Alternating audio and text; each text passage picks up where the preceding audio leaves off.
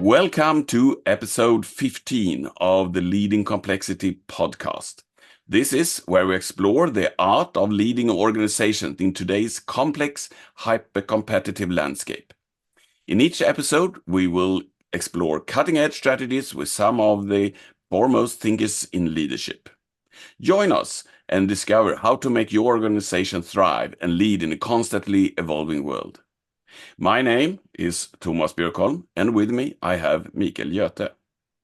Today we will meet Jos de Blok, the founder and CEO of Buurtzorg, a revolutionary healthcare organization from the Netherlands that has completely redefined community-based care.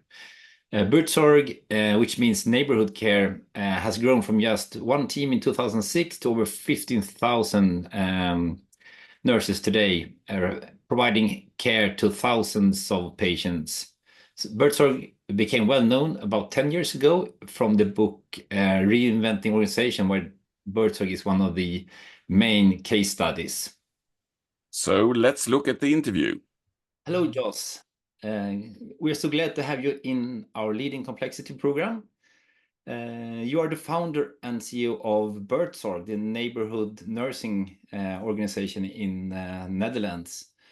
And tell me a bit, why did you start Buurtzorg? How did you get started? Yes, my main idea was to change parts of the healthcare system in the Netherlands. I'm a community nurse myself from background, and I saw that the bureaucracy and the complexity of the system led to worse care and also a lot of frustrations for community nurses. And my idea was that by organizing it very different, it would be better for patients, for nurses, and also the costs for people would go down. I remember you saying that your background as a nurse kind of influenced that decision. Could you expand on why that was so?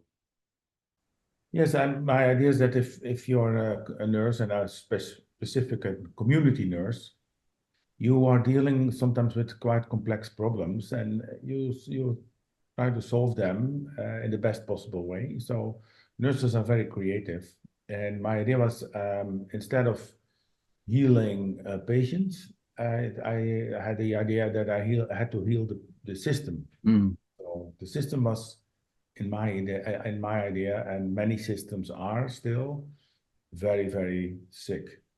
And you tried also doing it from the inside, right, as a manager?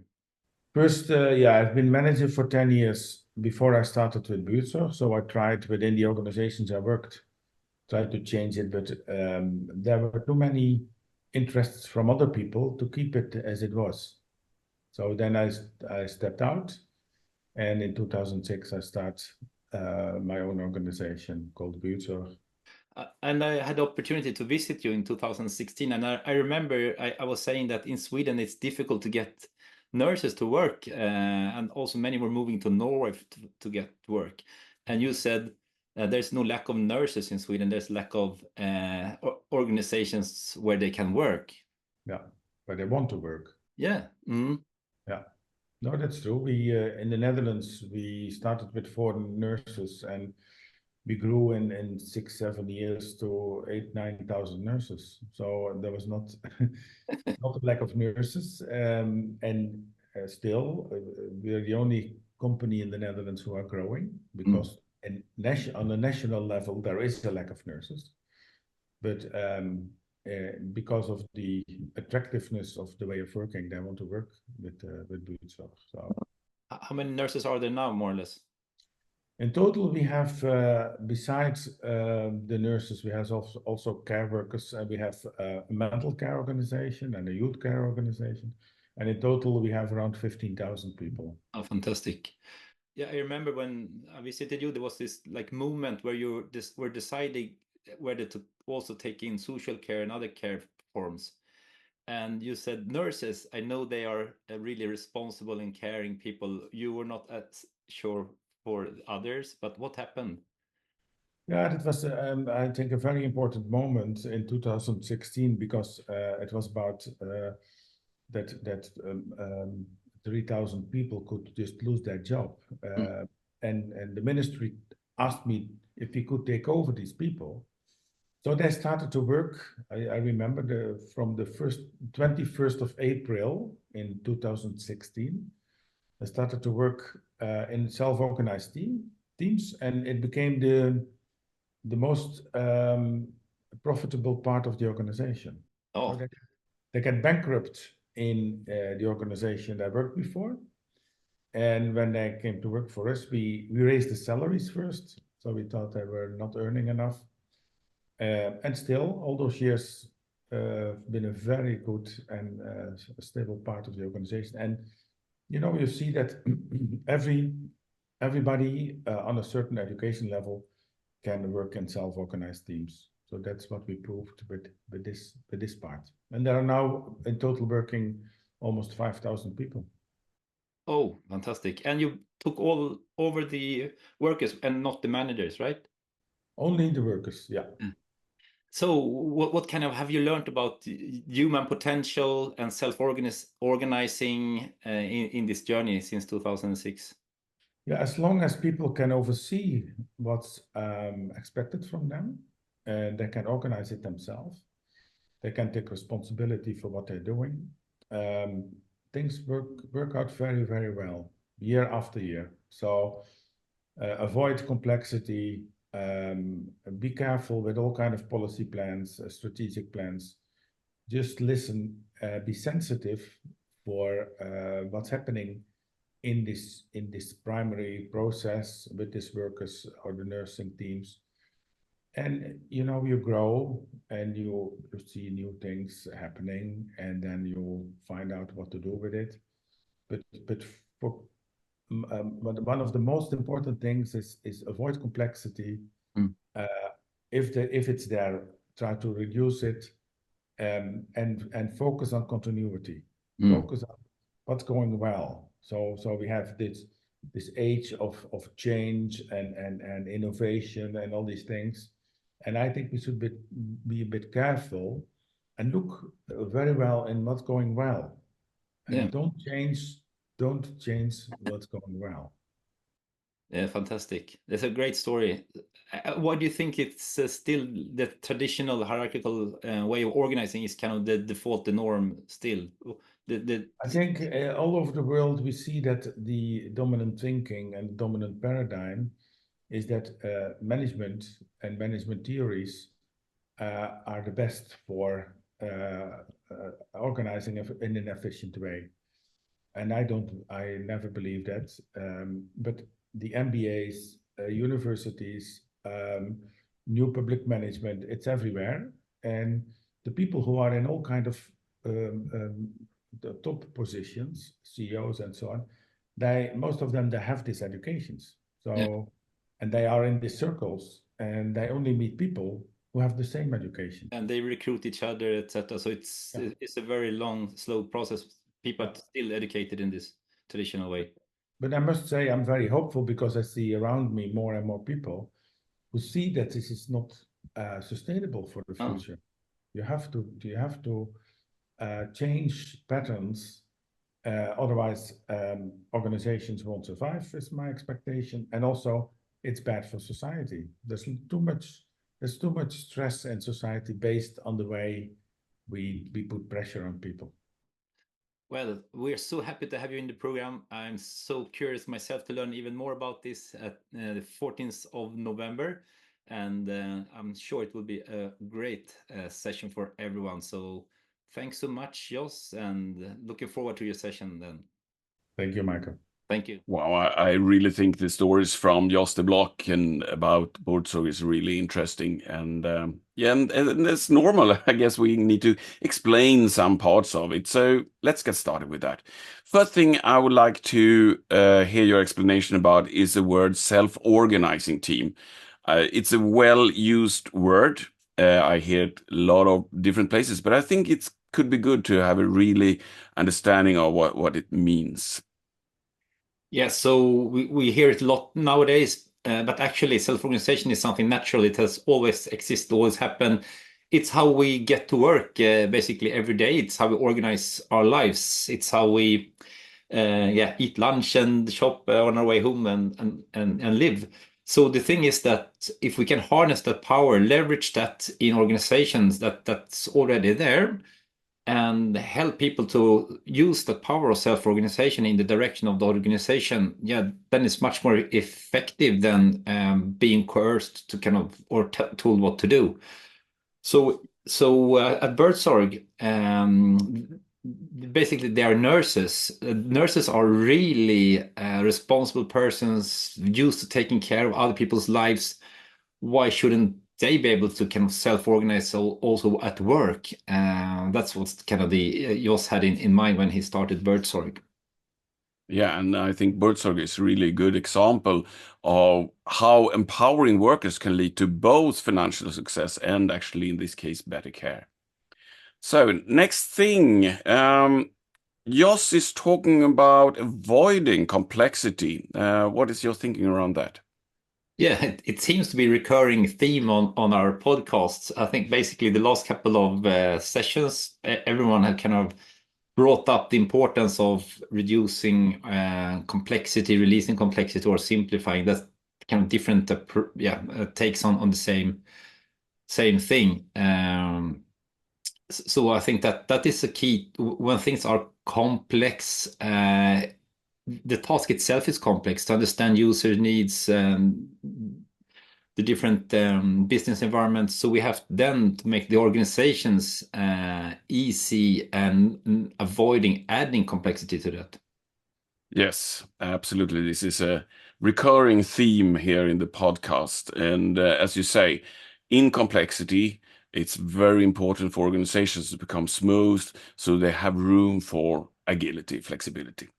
Okay, so moving on. He also talks about the impact of bureaucracy in healthcare. Maybe you can tell us a little bit about that.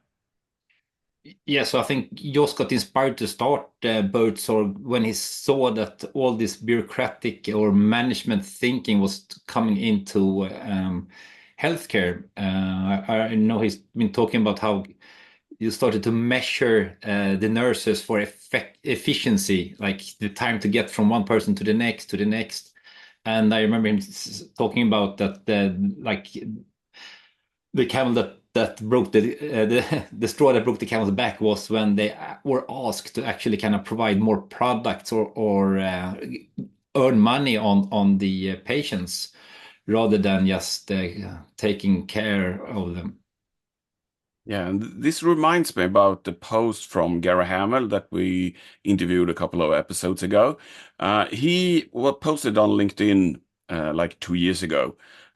He said that between February 2020 and February 2022, the headcount of the administrative bodies that oversee healthcare in England grew by nearly 100%, while the number of nurses grew by only 7%. Which is, of course, really scary because they all cost a lot of money. And he also gives an example why it is like this. And he says, for bureaucracy, the answer to every new challenge is more bureaucracy. So if the bureaucracy is a problem from the beginning, well, you see the problem. Adding more bureaucracy will just make it even worse. So it's a evil loop here. Yeah. Okay.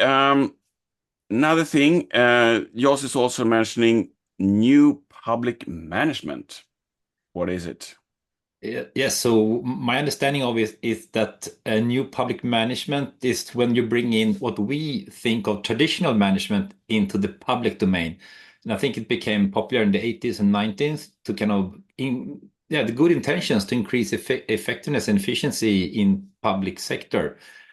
But they are copying and then the old way of leading and organizing from the private sector, which we are kind of seeing it doesn't work in this complex environment. So it's a bit of pity that they're copying in the non-working way of managing. So you mean that healthcare is actually moving back to old management, just calling it new? And old management with time study, we're talking about working in silos. I don't think this is really a good idea, because if you move into treating humans as robots, like the caregivers are robots, they should just perform tasks like machinery. And at the same time, you turn caretakers from being humans that need care to becoming like just a task, a work to perform. I mean, that kind of is quite obvious that that will not help much. Yeah. So very Peter, as you say. And I think Oh, yeah, common in yeah, most countries, and I think here Buurtzorg is doing something fantastic when they put. I think the purpose of Buurtzorg is helping autonomous patients to have autonomous lives and purposeful. So ideally, they don't need the care. It's not to maximize the profit of the patients. It's kind of help them to not need the care at all. yeah, considering my old mom and what is how she's treated, with mostly quite good, I must say. But I would really love Buurtzorg to come here. Yeah, I think Stockholm, Sweden. You're always welcome, Jos, by the way, if you look at this. Moving on to highlights. Do you have any highlights? yes, I think the reason for why Buurtzorg was founded, I think it's super inspiring. Jos has told me kind of that the healthcare system in the Netherlands was broken, and there were 600 kind of private caretakers that were using this management philosophy of organizing and leading care. And he has said that. Well, it didn't start Buurtzorg because there was a need for 601 private caretakers. The intention was from the beginning to kind of disrupt and reinvent the whole system. So that's this kind of systems approach to change it. He tried for 10 years being a manager in a traditional company, but that only made a small change. Then he kind of reflected back on his time as a nurse and realized that the power of nurses, how they can are really responsible, and if they self-organize, they could reinvent the whole healthcare system. Fantastic. This reminds me of John Seddon. He's the author to the book Freedom from Command and Control, and also well known for his studies of the British public sector.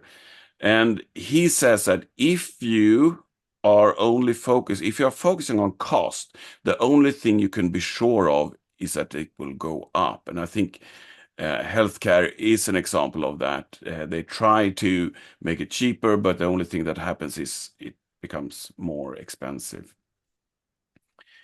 Okay, I have a highlight here as well. I like that he's talking about healing the system.